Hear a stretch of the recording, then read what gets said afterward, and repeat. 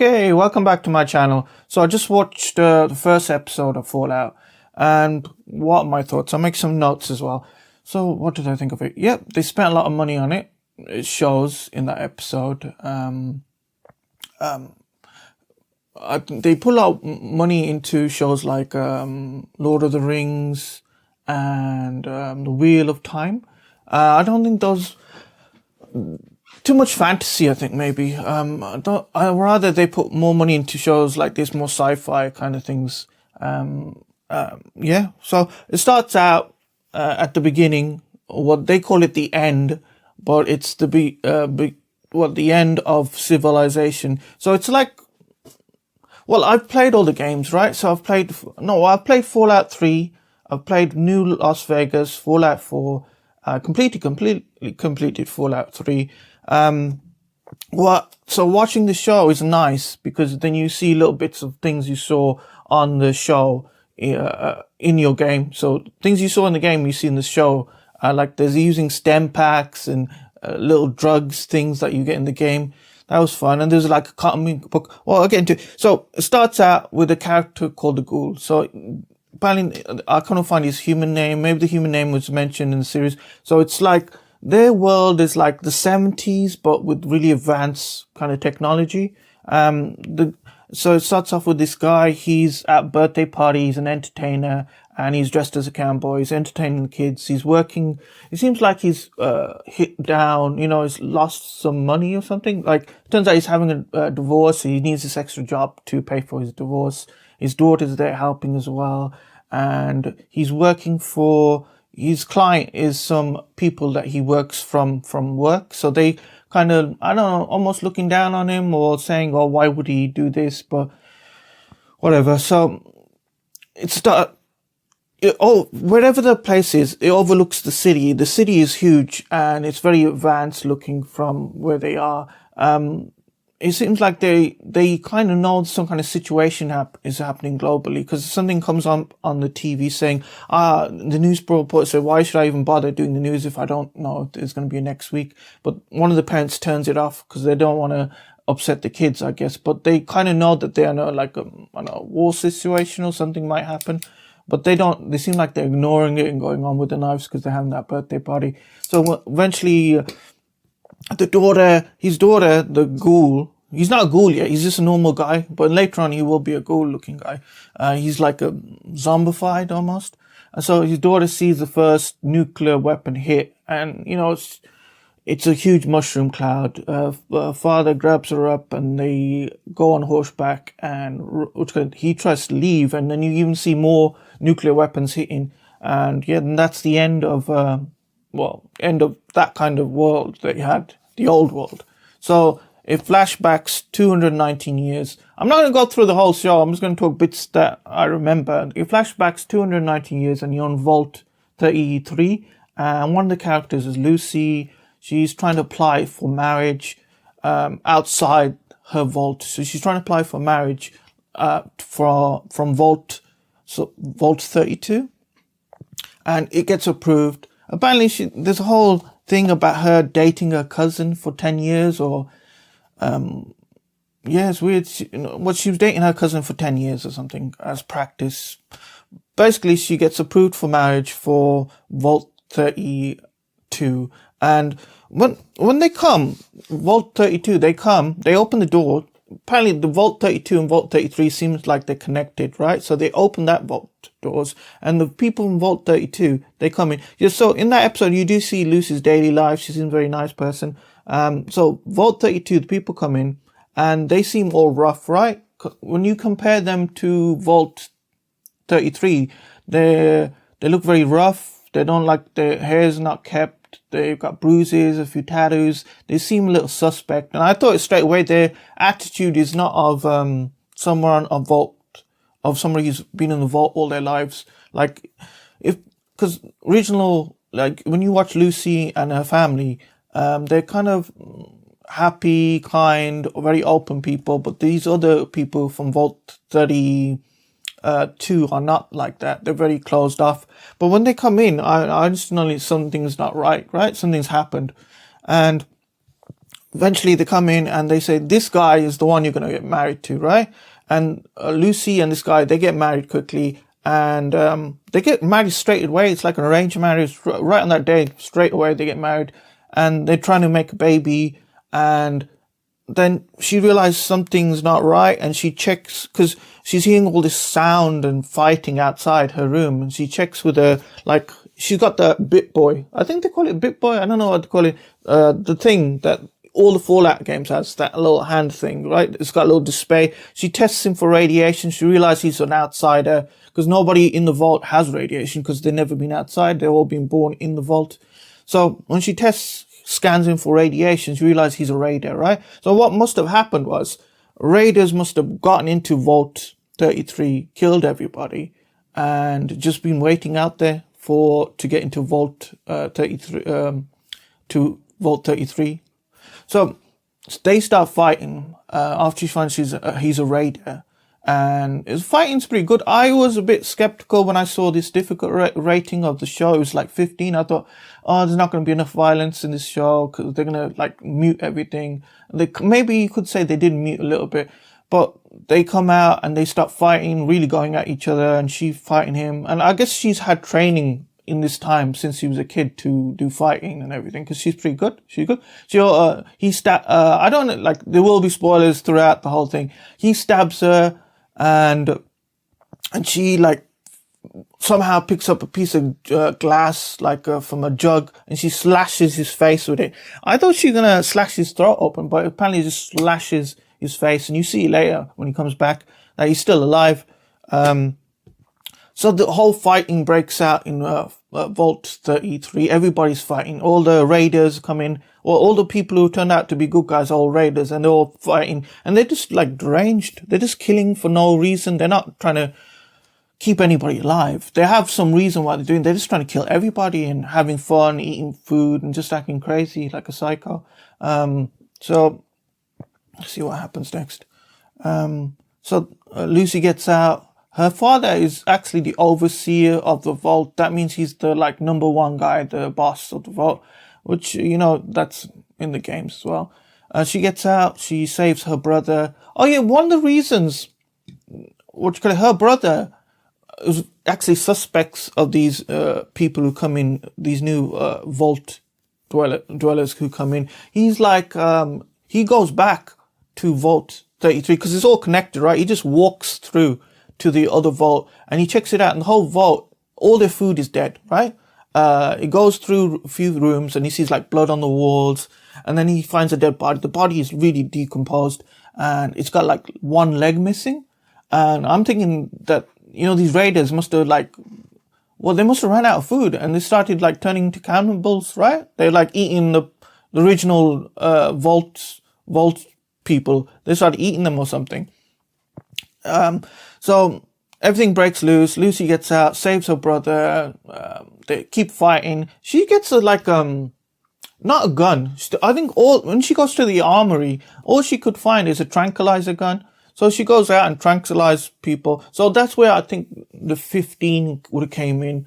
Instead of her getting a weapon and shooting people dead, she got a tranquilizer to cut down the gun violence in the show. That was, yeah, but there's still plenty of violence. While they're fighting, people are getting shot.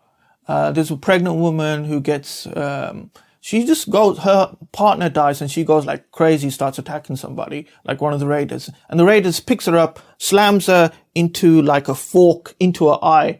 Yeah, there's violence like that. There was one comical moment during the violence, which I think was a good thing. Some people are bringing in cake for the celebration while the fight is going on. It's very loud. And the guy said, no more, don't bring the cake or the jello or whatever. So I didn't like that comical element. They are I think he's trying to balance a little bit of comedy and violence all together at the same time. We'll see if that works out. I did really enjoy the show. Eventually, what happens?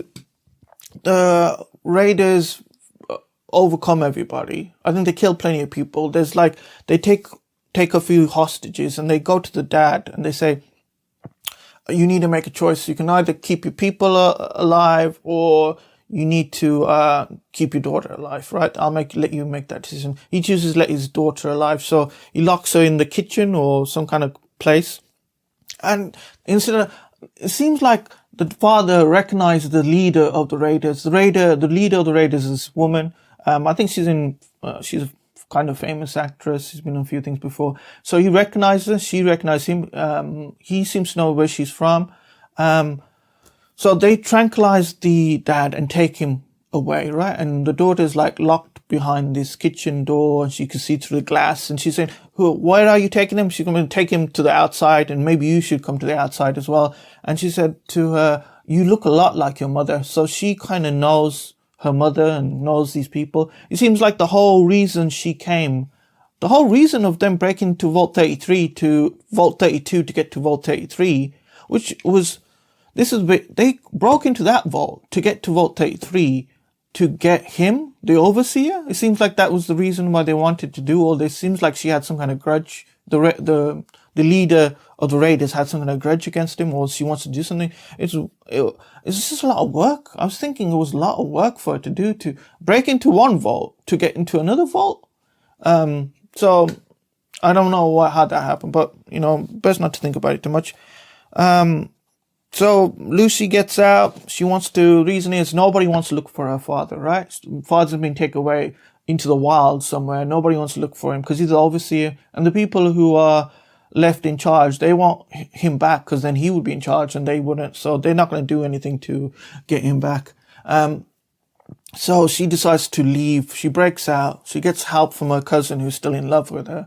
She gets out and yes, she's on her way. Then we see a few things. We see a few characters. We see the ghoul. We see another character called Maximilian or Maximus. Maximus is a soldier. He's, I think, the Brotherhood of Steel. He's a soldier for Brotherhood of Steel. He used to be an orphan. I think his whole family died and he got saved by Brotherhood of Steel and he became one of the soldiers there. But he's like a recruit. He's like at the bottom of the ladder. He's got a friend who is a good friend to them and they both work there. One day his friend, he gets a promotion and he gets very jealous about this, right? Because all he's been doing is, all the job they gave him was to clean out the toilets, to clean out the poop out the toilets. That was his main job. So he gets very jealous that his friend's got this promotion, right? But you don't see this scene. Then everybody's celebrating, but he's not celebrating, right? But you don't see the next day, his friend puts on their shoe and there's razor blades on the shoe and it cuts up their ankle really badly. And you don't see it, but you really realize that it was him who did it, right? He's the one who put the razor blades in that person's shoe, even though they were friends. And you really feel like it's him who did it, because he's like, I don't know, he seemed like he had a motive. But he doesn't say it, but you realize he did do it. And then the Brotherhood of Steel interrogates him, right? The Brotherhood of Steel wear these giant suits, right? Like exoskeletons, right? And it's like, it gives them super strength and fighting and everything else. It's like a metal suit. He gets interrogated by like a senior member. It's like, I don't remember in the games it being religious, but he gets like a cleric or somebody, a holy man who's interrogating him. While the interrogation is going on, the guy with the exoskeleton is behind him, just marching along, stopping every so often. And it's like, you think he's going to die, right? That this guy's just going to squash his head any moment. It doesn't say it's going to do it, but he kind of, you get the tension is so high. They're asking him questions about if he did it, and it looks like every time he answers the questions, he doesn't admit to anything. He just said, I would never do it. But you get the feeling that his head's going to get smashed open, right? Any second, he's going to say the wrong thing. His head's going to get, and it seems like he did get this wrong. He said the wrong things because the cleric walks off and leaves him and the guy's still just waiting behind him, about to, I don't know, kill him or something, execute him for doing something horrible. Like they call it a weakness because he was so weak to hurt his own fellow brothers, right? So, but then when he's walking away, the cleric's walking, Maximus says, I would do anything for the Brotherhood. I would like give up my life. I'm very grateful for everything you do. And that seems like it changes their position. And, the cleric decides to let him live and also gives him the job that his friend would have gotten as, he gets a job like a squire, right? It's like for the real Brother of Steel, the ones that wear the suits, he's like the squire, like a caddy, a golf caddy. They give him a big giant bag with all the weapons to run around. I guess he's got all the ammo and he gives to them while they're in the field fighting. And the Brother of Steel, their normal job is to tame the wild hood, right? They seem like one of their purposes in the show. It's saying their purpose is to get any kind of technology that was pre-war to them. I don't know, to save humanity. I guess they're going to use technology to save humanity as well. And also, they're going to tame the craziness in the wild because it's nuclear winter, right? Everybody's crazy. There's also mutants running around and all this craziness and, raiders. So, what happens next? They get a mission. So, he gets promoted as a squire and the first mission is to find somebody. Apparently, somebody's gone left this group, a faction. I forgot the enclave. Somebody's escaped from the enclave who's just working there, and they've taken some kind of secret weapon with them that can destroy the Steel Brotherhood or save them. Some kind of advanced technology. So their first mission is to track this guy down and his advanced piece of technology. See what happens next. Oh, there's this bit after that with the ghoul, right? So she escaped. She's in the wild trying to track down her father. Maximus got promoted and he's trying to track down this other guy who's got this technology. The ghoul the ghoul was 219 years. Most of the time, apparently he was in the ground, right? Some people captured him. They've been keeping him hostage in this graveyard and apparently he can just survive underground and they've been feeding through drip. Every so often they bring him out the ground to do work for him. This time around, some people brought him out, but he didn't seem like he wanted to do any work. He doesn't age, right? He's 219. I guess the mutation and the radiation stops him from aging, but he's still a cowboy. So I guess the last couple of 219 years he's been a cowboy, like he was like a proper cowboy. He escapes. They want him to do a job in California, but I don't know, he takes some kind of offense. He starts attacking them, he kills them, and he goes off I guess he says that he doesn't do the job for his freedom. He does it for the fun or something, and he goes to California. Probably the job is probably going to be, I'm thinking the job is to find that enclave member and that technology. So that's pretty much the episode. I think I will. Yeah, I liked it. I spent money on it. It looked good. I will have to see more episodes to make my mind up completely for the whole series. I don't know if I can make another episode. I might. Well, who knows? Was any woke stuff in this episode? There was a little bit woke stuff.